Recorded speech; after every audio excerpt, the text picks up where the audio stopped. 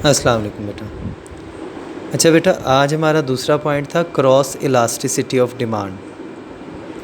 इसमें भी पहले आपने क्लास इलास्टिसिटी ऑफ डिमांड की डेफिनेशन लिखनी है और फिर उसके नीचे इलास्टिसिटी ऑफ डिमांड का फार्मूला, और क्रॉस इलास्टिसिटी ऑफ डिमांड के फार्मूले के लिए आप यूज़ करेंगे delta Q over delta P multiply by P over Q. बस फ़र्क ये होता है, क्रॉस इलास्टिसिटी का मतलब ये होता है कि आप दो चीज़ों को इस्तेमाल करते हो दो तरह से, एज ए सब्स्टिट्यूट एक दफ़ा और एक दफ़ा एज ए कॉम्प्लीमेंट।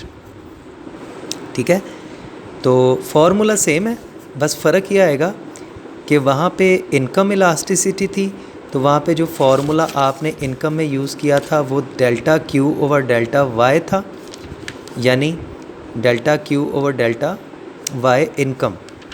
ठीक है, और यहाँ पे हम उसकी जगह यूज़ करेंगे, क्योंकि दो चीज़ें हैं तो फार्मूला बनेगा डेल्टा क्यू ए।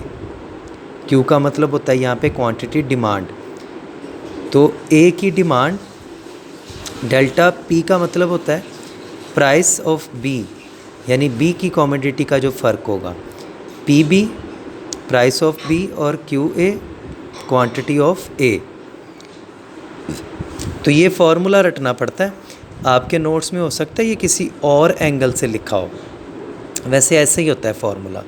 ठीक है, अब हमने नीचे एक अपनी तरफ से एक स्केजुअल बना लिया। वो क्या था कि दो प्रोडक्ट यहाँ पे लेनी है, एक प्रोडक्ट का नाम हो गया ए और एक का नाम हो गया बी। तो हमने प्राइस रखी ए प्रोडक्ट की 10 और 10 और डिमांड रखी 70 और 50। प्राइस बी कमोडिटी कोई और शय है जो मुतबादिल इसकी, वो है 20 प्राइस और फिर 10।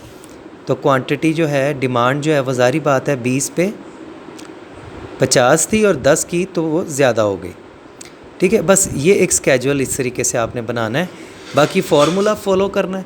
फार्मूला क्या कहता है जी? पहले कहता है डेल्टा क्यू ए।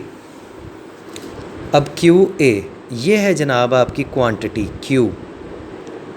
ठीक है, ए प्रोडक्ट है तो क्यू ए हो गया ये। इसका फ़र्क कितना आ रहा है? इसका फ़र्क कितना आ रहा है? माइनस किया तो 20। ठीक है, तो इसका मतलब है कि डेल्टा क्यू ए आपका आ रहा है 20, तो क्यू ए आपका क्या आ रहा है? 20। फिर divided by delta P B price of B, तो ये आपकी पी है प्राइस बी की, इसका डेल्टा लेना है। इसका फ़र्क कितना आ रहा है?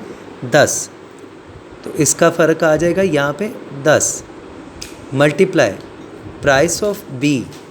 तो बी की फ़र्स्ट प्राइस ले लेनी है, कितनी है? प्राइस ऑफ बी वो है 20 रुपये, तो यहाँ पे आ जाएगा बेटा 20 डिवाइडेड बाय क्यू ए।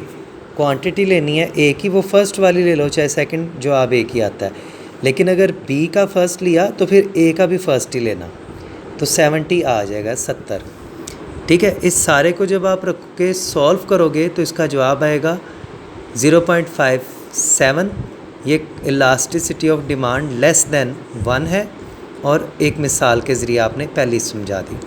फिर आपने क्रॉस इलास्टिसिटी का पहला होता है क्रॉस इलास्टिसिटी फॉर सब्सटीट्यूट्स, और दूसरा पॉइंट होता है क्रॉस इलास्टिसिटी फॉर कंपोनेंट्स।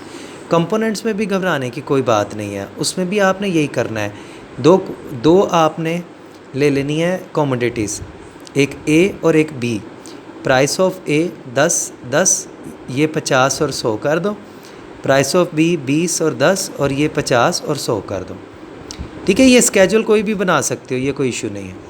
इसका भी सेम वही फार्मूला, सारा कुछ वैसे पुट किया, तो इसका आ रहा है 2, तो ये आ रही है elasticity of demand more than 1। अगर एक से ज़्यादा होगी तो मोर देन 1, एक से कम होगी तो लेस देन 1, एक के बराबर होगी तो इक्वल्स टू 1। ठीक है, चलें, तो ये आपका सवाल इनकम और क्रॉस इलास्टिसिटी का ख़त्म हुआ। ठीक है, अगर कोई इशू हुआ तो वो पूछ लीजिएगा, अदरवाइज़ इंशाल्लाह हम लोग जब मिलेंगे तो फिर मज़ीद बात करेंगे इस पर। ओके बेटे, अल्लाह हाफिज़। को याद ज़रूर करना यार।